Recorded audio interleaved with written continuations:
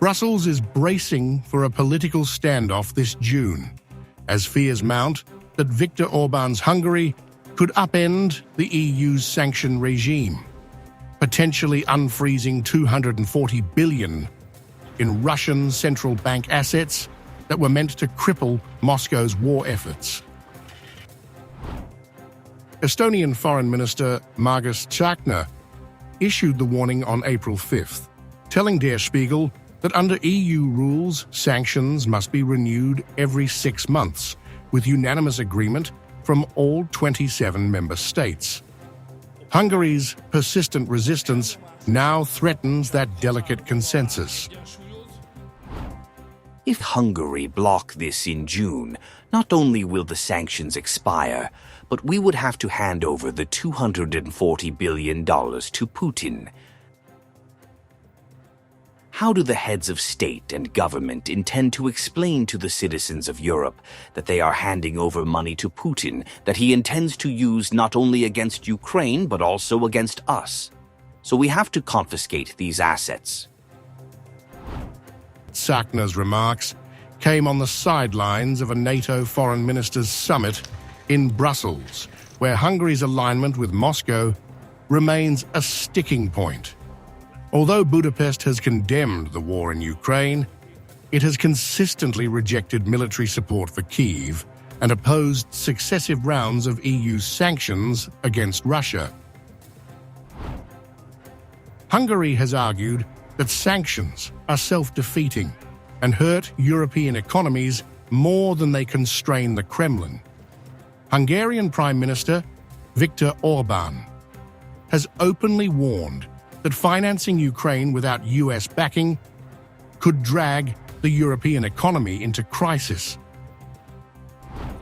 Everybody remembers that before the war they were on the verge of collapse, so the European Union wanted to finance the Ukrainian state.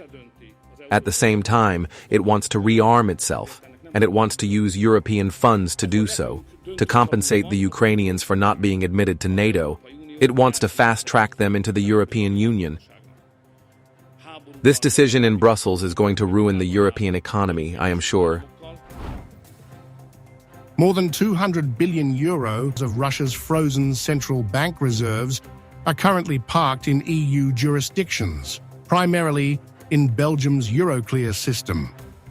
If Hungary vetoes the renewal of sanctions, the automatic expiry could mean those funds are legally unfrozen and sent back to Moscow.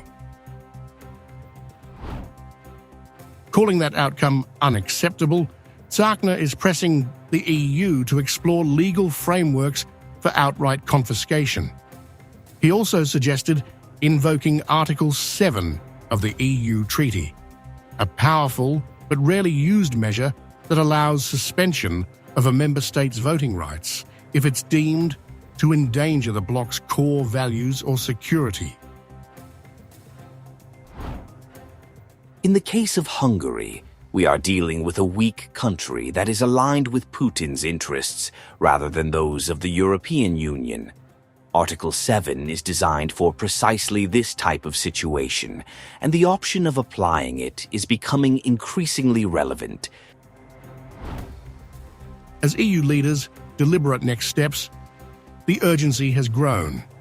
In March, Canada disbursed $1.7 billion to Ukraine from frozen Russian assets, marking the first tranche under the G7's Extraordinary Revenue Acceleration (ERA) initiative and setting a precedent for others to follow.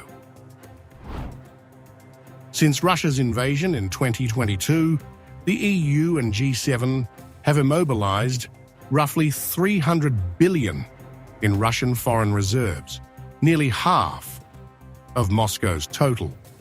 Of that, more than 2/3 is controlled by European institutions. Russia has denounced the freeze as outright theft. The Foreign Ministry in Moscow has warned of retaliatory measures, including withholding Western assets held in Russia.